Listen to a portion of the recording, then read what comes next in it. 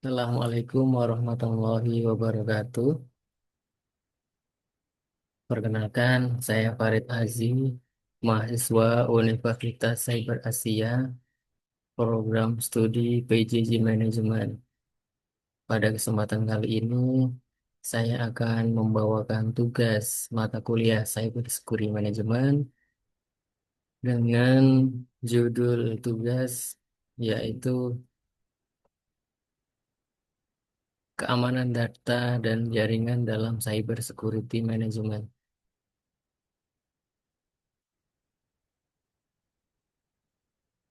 Seiring dengan berkembangnya teknologi, ancaman terhadap data dan jaringan juga semakin kompleks.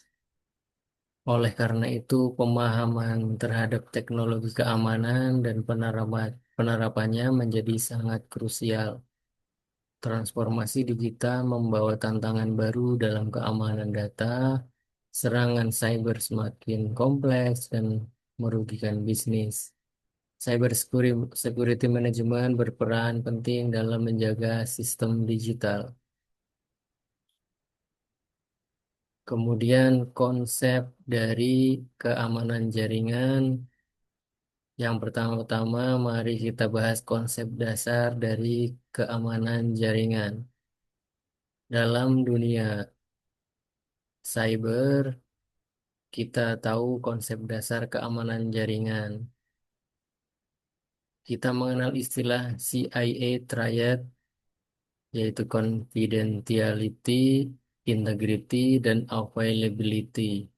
Ini adalah tiga pilar utama dalam menjaga sistem informasi. Kita bahas satu persatu. Yang pertama, confidentiality, yaitu memastikan bahwa hanya pihak yang berwenang yang dapat mengakses data. Kemudian integrity, menjamin bahwa data tidak berubah atau dimanipulasi secara tidak sah. Kemudian availability yaitu menjaga agar sistem dan data selalu dapat diakses saat dibutuhkan.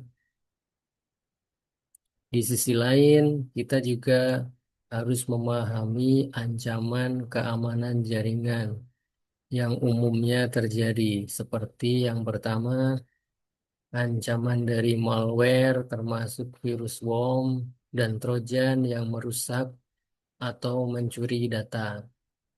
Kemudian phishing, penipuan lewat email atau situs palsu untuk mencuri informasi pribadi. Kemudian DDoS attack, yaitu serangan terhadap server dengan membanjiri traffic sehingga menjadi lumpuh. Kemudian sniffing dan spoofing, yaitu menyadap lalu lintas jaringan untuk mencuri data. Dan yang paling berbahaya adalah zero day exploit, yaitu eksploitasi celah keamanan yang belum ditambal oleh pihak pengembang.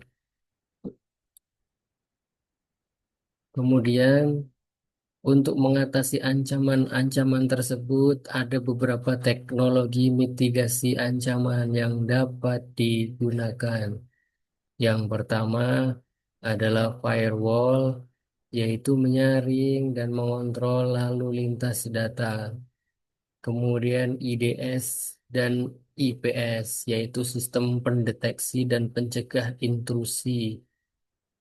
Kemudian VPN untuk mengenkripsi koneksi dan menyembunyikan alamat IP. Kemudian antivirus dan anti malware yang rutin diperbaharui. Dan yang tidak kalah penting, segmentasi jaringan, yaitu untuk membatasi akses ke sistem yang sensitif. Selanjutnya kita bahas mengenai pengamanan berbasis data dan jaringan. Dalam sistem keamanan modern, ada beberapa metode penting yang dapat digunakan. Yang pertama adalah enkripsi. Proses pengacakan data sehingga hanya menerima yang memiliki kunci yang bisa untuk membacanya. Contoh enkripsi yang sering digunakan adalah AES dan RSA. Yang kedua adalah akses kontrol. Dengan sistem role-based access control, setiap pengguna hanya bisa mengakses data sesuai perannya. Ketiga, backup secara berkala, yaitu sangat penting jika terjadi serangan ransomware. Keempat, sistem monitoring dan logging seperti SIEM tools yang mencatat setiap aktivitas mencurigakan dalam jaringan dan memberi peringatan dini.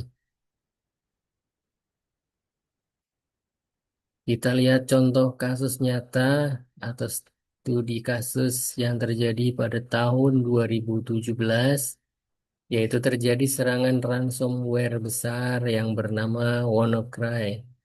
Serangan ini memanfaatkan celah keamanan pada protokol SMB di sistem operasi Windows. Ribuan komputer di rumah sakit, perusahaan, hingga instansi pemerintah terkena dampaknya. WannaCry mengenkripsi data dan meminta tebusan berupa Bitcoin. Nah, apa pelajaran dari kasus ini? Beberapa langkah yang bisa menjadi mencegah serangan semacam ini adalah yang pertama, selalu memperbaharui sistem dan patch keamanan. Kemudian rajin backup data secara rutin. Selanjutnya, memisahkan jaringan antara sistem penting dan jaringan yang bersifat umum. Dalam konteks Indonesia, aspek legal juga sangat penting. Pemerintah telah mengatur keamanan cyber dalam Undang-Undang ITE Nomor 11 Tahun 2008 dan Perubahan Nomor 19 Tahun 2016, dan juga Undang-Undang Perlindungan Data Pribadi atau Undang-Undang PDP Nomor 27 Tahun 2022. Undang-undang ini mewajibkan organisasi untuk menjaga kerahasiaan dan keamanan data pribadi pengguna.